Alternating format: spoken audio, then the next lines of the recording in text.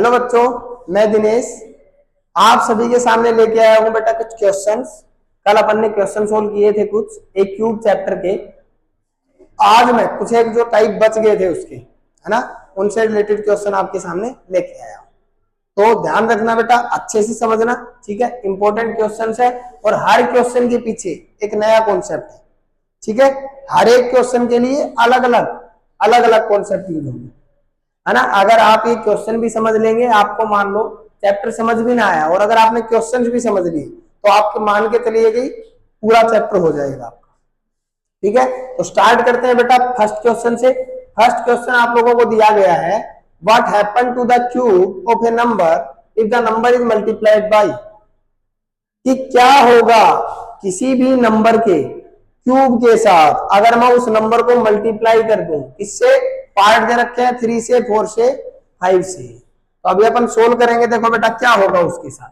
तो सबसे पहले मैं मान लू लेट द नंबर, भाई मैंने नंबर ही मान लिया क्या होता है ना। मैंने मान लिया भाई नंबर जो है वो ए, ठीक है जी।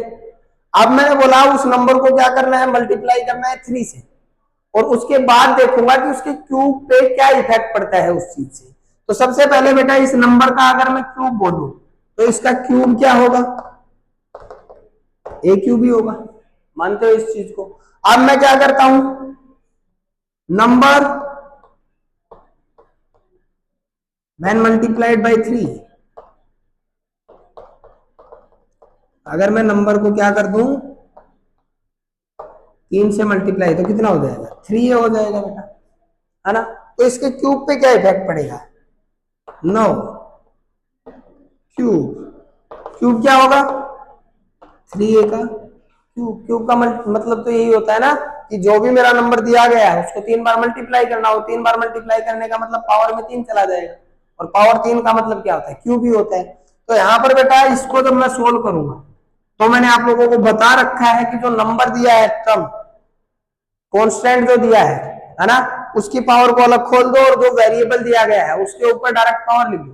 तो 3 की पावर 3 कितना होता है? 27 और ए क्यूब, ठीक है बेटा। तो अब देखने को मिलेगा मेरे को कि जब नंबर को मैंने 3 से मल्टीप्लाई किया तो उसके क्यूब पे क्या इफेक्ट पड़ा। तो देखो ध्यान से क्या इफेक्ट पड़ा, यहाँ पर ए क्यूब लिखा था, यहाँ पर 27 टाइम्स ऑफ ए क्यूब आ गया। इसका मतलब द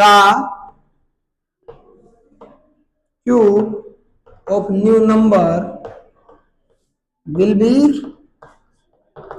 27 टाइम्स। नए नंबर का जो क्यूब होगा वो कितने टाइम्स होगा बेटा? 27 टाइम्स होगा। आ गया होगा सभी को समझ में मेरे हिसाब से? बहुत अच्छे बेटा, आ गया। तो चलो अब अगले पार्ट पे चलते हैं। अगर नंबर को मैं 4 से मल्टीप्लाई कर देता तो भाई नंबर तो अब मैंने यही मान लिया, उसका क्यूब एक क्यूब ही रहेगा। मैंने क्या किया नए केस में कि इसको नंबर को मैंने 4 से मल्टीप्लाई कर दिया, मिटा नहीं रहा, इसी में चेंज कर रहा हूं। तो नंबर क्या हो जाएगा बेटा? 4a हो जाएगा, और यहां भी 4 आ जाएगा। तो 4a का क्यूब कितना होता है?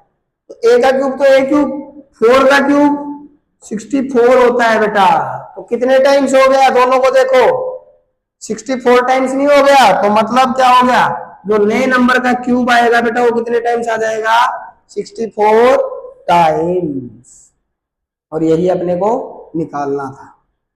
अगले केस में बेटा 5 से मल्टीप्लाई करना है, तो जहां जहां 4 आया था वहां वहां 5 आएगा, और 5a का क्यूब, तो 5 का क्यूब कितना होता है? 125, है ना। तो जो क्यूब होगा नए नंबर का वो कितने टाइम्स हो गया बेटा? 125 टाइम्स हो गया, 125 टाइम्स हो गया। तो मेरे हिसाब से बेटा पहले क्वेश्चन में आप लोगों को कोई दिक्कत नहीं आनी चाहिए, बहुत ही आसान क्वेश्चन था, सबको समझ आ गया होगा, है ना। तो अब चलते हैं बेटा, let's move to the second question. Second question देखिएगा बेटा क्या सेकंड क्वेश्चन में दिया गया है, find the volume of a cube. मेरे को क्या फाइंड करना है बेटा? क्यूब का वॉल्यूम। तो सबसे पहले तो यही देख लेते हैं कि वॉल्यूम ऑफ क्यूब होता क्या है। वॉल्यूम ऑफ क्यूब क्या होता है? साइड का क्यूब, है ना, साइड का क्यूब। मैंने साइड मान लिया ए, है ना, लिख देता हूं लेट द साइड। अब क्यूब भी क्या होता है वो भी ध्यान से समझो बेटा, है ना। आपने अगर अपना रूम देखा हो तो उसमें क्या क्या होता है भाई, चारों तो दीवारें होती हैं, छत होती है ना, और नीचे फर्श देखा होगा आपने, यही 6 चीजें होती है ना। ये सारी 6 साइड्स होगी, है ना। जब ये सारी की सारी बिल्कुल बराबर बराबर बना दी जाए, है ना, इसका मतलब ध्यान से समझो कि अगर मेरे पास कोई भी 6 साइड्स दी गई है, रूम देख लो, रूम में क्या क्या होता है, लेंथ भी होती है बेटा, है ना, ब्रेड्थ भी होती है, ये वाली ब्रेड्थ हो गई, हाइट भी होती है, तो 3 डायमेंशन आ गई ना। तो जब तीनों डायमेंशन बराबर आ जाए तो वो क्या बोला जाता है बेटा, क्यूब बोला जाता है। ठीक है, तो मतलब सारी साइड्स उसमें हमेशा बराबर रहती है, लेंथ भी, ब्रेड्थ भी, हाइट भी, इसीलिए साइड का क्यूब बोला जाता है। और अब मैंने लेंथ, ब्रेड्थ, हाइट जो है उसको साइड बोला, वो साइड मैंने क्या मानी, ए मानी है, तो उसका वॉल्यूम क्या आएगा, ए क्यूब। अब आगे बढ़ते हैं क्वेश्चन को। One face of which has an area of 64 metre square, कि उसका जो एक फेस है, भाई 6 फेस थे टोटल, उनमें से एक फेस जो है उसका एरिया 64 मीटर स्क्वायर है ना। कोई भी एक फेस ले लो, क्योंकि साइडें तो सारी बराबर ही है ना, और एक फेस अगर मैं लूंगा तो फेस क्या होगा, स्क्वायर ही तो होगा, है ना। तो मैं लिख दूं बेटा एरिया ऑफ वन फेस, एक फेस का एरिया क्या होगा, साइड का स्क्वायर ही तो होगा, है ना। एरिया ऑफ स्क्वायर क्या होता है, साइड का स्क्वायर। अब ये मेरे को दे रखा है, कितना दे रखा है, 64 मीटर स्क्वायर, तो ए का वैल्यू यहां से क्या आ गया बेटा, 8 मीटर, है ना। हालांकि आता क्या है बेटा, जब ए स्क्वायर को मैं सोल्व करूंगा और ए का वैल्यू निकालूंगा तो ±8 आता है, बट वैल्यू सिर्फ अपन प्लस का लेते हैं।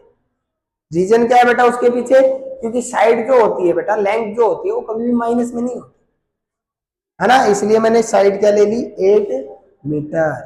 ठीक है जी, तो अब वॉल्यूम क्या निकल जाएगा, पता है मेरे को, साइड का क्यूब, दैट मीन्स 8 का क्यूब, और 8 का क्यूब कितना होता है बेटा, 512 मीटर क्यूब। ठीक है जी, ये आपका वॉल्यूम आ गया। चले अगले क्वेश्चन पे। अब थर्ड क्वेश्चन अगर अपन देखें बेटा, तो उसमें भी वॉल्यूम ऑफ क्यूब पूछा गया है ना, तो इसको इसी को यूज कर लेते हैं इसके लिए। ठीक है जी, तो देखिए मैंने मान लिया भाई वॉल्यूम ऑफ क्यूब जो होता है वो साइड क्यूब होता है, तो मैंने साइड को माना ए, तो वॉल्यूम आ गया ए क्यूब। अब आगे बढ़ते हैं, क्या दिया है, whose surface area is 384 metre square. थोड़ा सा चेंज कर दिया बेटा क्वेश्चन, क्या किया, पहले तो दिया था सिर्फ एक फेस, अब सरफेस एरिया, सरफेस एरिया मतलब 6 के 6 फेस जो है उनका एरिया। ठीक है, तो सरफेस एरिया ऑफ क्यूब क्या होता है बेटा, 6a स्क्वायर। भाई ए स्क्वायर तो एक का एरिया था, 6 है तो 6 से मल्टीप्लाई कर दिया। ठीक है, तो 6a स्क्वायर बराबर कितना दिया है, 384। 6 को डिवाइड में ले गया तो a स्क्वायर बराबर 384 डिवाइड बाई 6, काट दो, है ना, 6 6 जा 36, 3 4 6 4 जा 24। a स्क्वायर का वैल्यू 64, पिछले वाले क्वेश्चन जैसा हो गया ना, तो a का वैल्यू 8, और ए की वैल्यू को उठा के इसमें रखा, 8 का क्यूब क्या आ गया बेटा, 512 मीटर क्यूब। यूनिट का ध्यान रखना बेटा, मैंने यहाँ पर यूनिट मीटर क्यूब लगाया है ना, मीटर क्यूब, क्योंकि 3 साइड है ना, तो तीनों साइड अलग अलग मीटर मीटर मीटर देंगे, तीनों की मल्टीप्लाई मीटर क्यूब हो जाता है। ठीक है जी, यहाँ तक कोई दिक्कत नहीं होगी आई थिंक।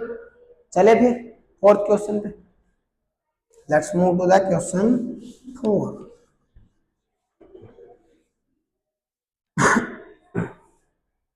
देखो बेटा फोर्थ क्वेश्चन क्या है, 5 का स्क्वायर प्लस 12 का स्क्वायर उसका पावर 1/2 और उस पूरे का पावर क्या होगा बेटा। भाई सबसे पहले अंदर से सोल्व करो, फिर धीरे धीरे बाहर की साइड बढ़ते जाओ। सबसे पहले मैं 5 का स्क्वायर सोल्व करूं तो 5 का स्क्वायर कितना होता है बेटा, 25, प्लस 12 का स्क्वायर कितना होता है, 144, उसका पावर बेटा 1/2 पूरे का। अब 25 प्लस 144 कितना होता है, 169, और उसका पावर 1/2 पूरे का पावर। अब 169 के ऊपर 1/2 है, 1/2 का मतलब होता है बेटा रूट, स्क्वायर रूट। ठीक है, यहां पर अगर 3 आ जाता 1/3 तो क्यूब रूट। ठीक है, तो फिलहाल है स्क्वायर रूट। अब स्क्वायर रूट को खत्म करने का तरीका कि कोई ना कोई चीज अंदर ऐसी बनाओ जो किसी का स्क्वायर हो। तो 169 किसका स्क्वायर है? 13 का। 13 का स्क्वायर, उसकी पावर 3, स्क्वायर से रूट कट गया। अब बचा कितना बेटा? 13 का क्यूब, और 13 का क्यूब आप सबको पता है कितना होता है बेटा? 2197। ये आपका आंसर है। ठीक है जी, चले बेटा अगले क्वेश्चन पे, है ना? देखिएगा अगले क्वेश्चन पे चलते हैं।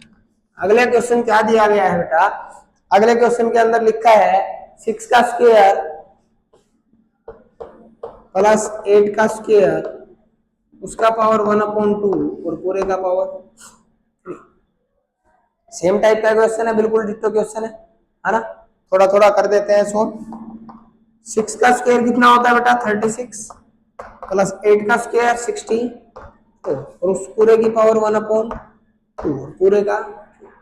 अब 36 में जब मैं 64 जोड़ूंगा तो कितना आएगा बेटा? 100। 100 का पावर 1/2 उसका पावर 3। अब 100 किसका स्क्वायर होता है? बताया था ना मैंने, स्क्वायर बनाओ। 100 किसका स्क्वायर होता है? 10 का स्क्वायर। 10 के स्क्वायर का पावर 1/2 है। 2 से 1/2 कट गया। 10 का पावर 3 बचा। 10 का पावर 3 कितना होता है? 1 2 3, है ना? हो गया सोल्व। तो यहां तक कोई प्रॉब्लम नहीं होगी बेटा, आई थिंक। ओके, बहुत अच्छी बात है बेटा। आओ अपन चलते हैं किसकी साइड? 5th क्वेश्चन की साइड। ठीक है जी, देखिए 5th क्वेश्चन के अंदर क्या है। ऊपर के क्वेश्चन मिटा दूं, सोल्व करने का स्पेस बढ़ जाएगा ना थोड़ा। 5th क्वेश्चन देखिएगा बेटा, right unit digit of the cube of this number.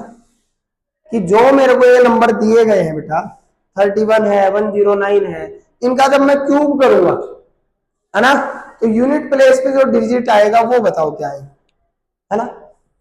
सबसे पहले, है ना, मैं खुद कुछ नहीं बता रहा, तुम्हें रटने के लिए नहीं बोलूंगा। तुम सिंपली एक चीज देखना अपने आप ही। भाई मैंने 1 का स्क्वायर, 1 का क्यूब किया, कितना आता है? 1। 2 का क्यूब किया 8, 3 का क्यूब किया 27, 4 का क्यूब किया 64, 5 का क्यूब 125।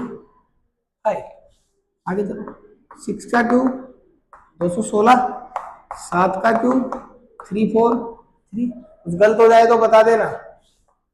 8 का क्यूब 512, 9 का क्यूब 729, 10 का क्यूब 1000। आगे जाने की जरूरत ही नहीं है ना? और हल्का सा लिखना चाहो तो 11 का लिख लो और 12 का लिख लो, आसान हो जाएगा समझने में। अब एक चीज को समझो बेटा, मैं सिर्फ यूनिट प्लेस के हिसाब से चलता हूं। भाई जब मैंने यूनिट प्लेस पे 1 लिया तो कितना आया? 1 आया। जब यूनिट प्लेस पे 2 लिया तो 8, है ना? 1 पे 1 ही आ रहा है, मतलब जब मैं 1 लूंगा यूनिट पे तो 1 ही आएगा। जब मैं 2 लूंगा तो 8 आ रहा है। ठीक है। 3 लिया तो लास्ट में कितना आया? 7। यहां भी देख लो, 1 था, यहां भी देखो 1 है तो लास्ट में कितना आ रहा है? 1 ही आ रहा है। जब 2 था तो लास्ट में देखो कितना आ रहा है? 8 ही आ रहा है ना। 3 लिया तो 7, 4 लिया तो बेटा 4 लिया तो 4 ही आ रहा है, 5 लिया तो 5 ही आ रहा है, 6 लिया तो 6 ही आ रहा है ना, देखते जाओ। 6 लिया तो 6, 7 लिया तो 3। अब देखो 3 लिया तो 7, 7 लिया तो 3, मतलब ये एक दूसरे के साथ एक्सचेंज कर रहे हैं मामला। ठीक है। अगला चलो 7 के बाद 8 लिया तो 2, 2 लिया तो 8, 8 लिया तो 2, मतलब ये दोनों भी मामला एक्सचेंज कर रहे हैं। मतलब 2 ले रहा हूं तो 8 आ रहा है और 8 ले रहा हूं तो 2 आ रहा है। सेम यहाँ 3 लिया तो 7 आ रहा है, 7 लिया तो 3 आ रहा है।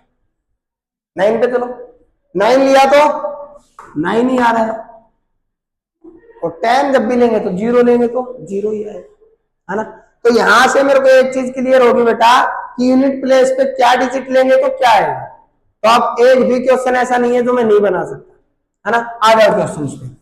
31 का क्यूब लूंगा, है ना, यूनिट प्लेस, यूनिट प्लेस लिखना है मैंने। तो यूनिट प्लेस कितना आएगा 31 के क्यूब पे? 1 आ रहा है लास्ट में, है ना? तो लास्ट में क्या आएगा? 1, क्या आएगा 1। ठीक है जी। सेकंड देखो 109 लिया तो लास्ट में कौन आया 9, तो 9 का क्यूब जब मैं करता हूं तो लास्ट में क्या आता है यूनिट प्लेस 9, है ना। तो इसमें आप लोगों को लिख देना है unit place digit will be 9। ऐसे अगले पे चलो 388 का क्यूब यूनिट प्लेस क्या आएगा, लास्ट में 8 आया ना, 8 आया, 8 क्या करता है 2 को लाता है ना। तो क्या करूंगा 2 लिख दूं। अगला देखो 833 यूनिट प्लेस क्या आएगा, लास्ट में 3 आया, 3 किसको लाता है 7 को, तो लास्ट में 7 आएगा। अगला 5922 लास्ट में 2 आया, 2 क्या करता है 8 लाता है, तो यूनिट प्लेस विल बी 8। उससे आगे चलो 4 आया तो क्या आएगा 4 ही आएगा, है ना। 7 आया बेटा तो 7 आया तो क्या आएगा 3 आएगा। 5 आया तो क्या आएगा 5 ही आएगा। ठीक है जी। तो मेरे हिसाब से बेटा यूनिट प्लेस निकालने में किसी को कोई भी दिक्कत नहीं होनी चाहिए, निकल जाएगा ना पक्का। चले फिर आगे, वेरी गुड बेटा। अब चलते हैं अपन अपने लास्ट क्वेश्चन की साइड। तो लास्ट वाले क्वेश्चन में जो मेथड इन्होंने बताया है बेटा वो मैंने आपको पहले ही बता दिया था, ये याद रखने हैं बेटा क्या आता है। ठीक है जी। अब देखिएगा कॉलम मेथड क्या होता है, ये मैंने आप लोगों को बताया था बेटा, है ना। वही करते हैं, एक बार ध्यान से देखिए। कॉलम मेथड के लिए सबसे पहले आप कॉलम ही बना लो।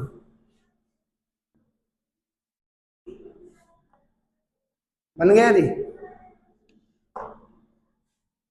1 2 3 और 4। ठीक है, जो भी नंबर है बेटा, मैंने 35 ले लिया, मान 35 का क्या निकालना है क्यूब, या नोट कर देता हूँ 35 का क्यूब निकालना है।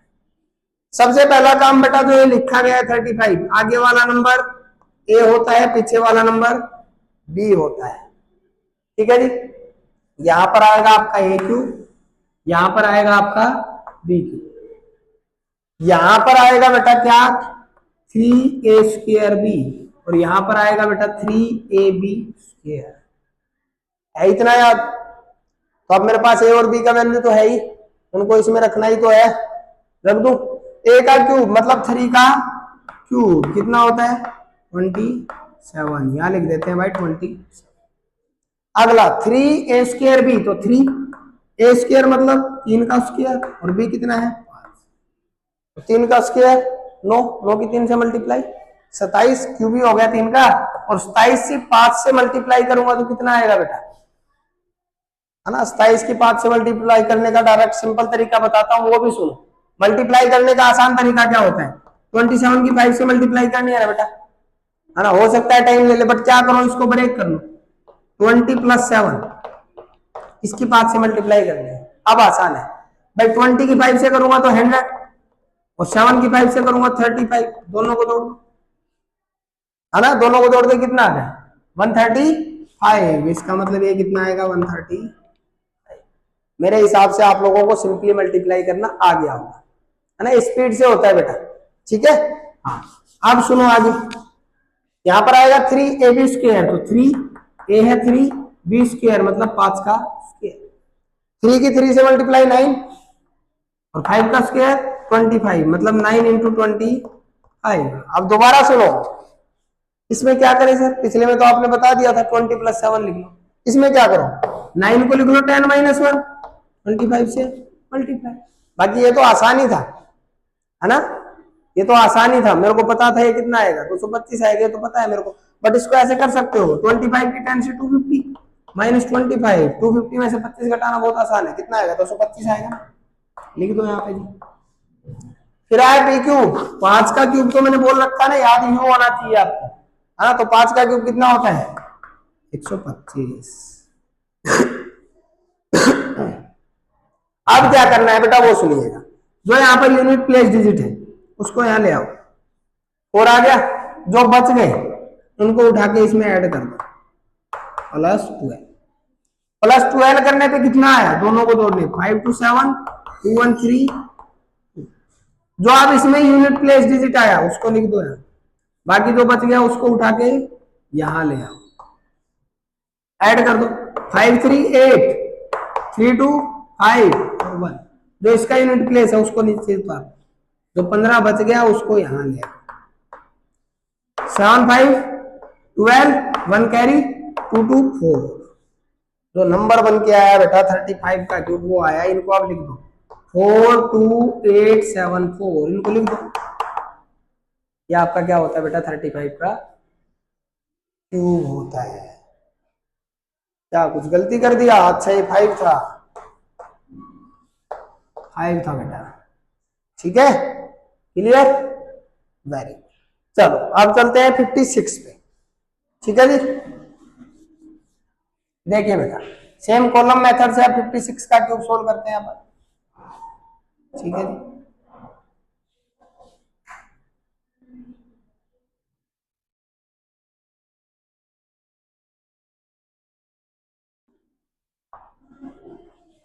फिफ्टी सिक्स का क्यूब मैं जब सोल्व करूंगा बेटा तो मेरे को दिख रहा है ये मेरा ए है, ये मेरा बी है।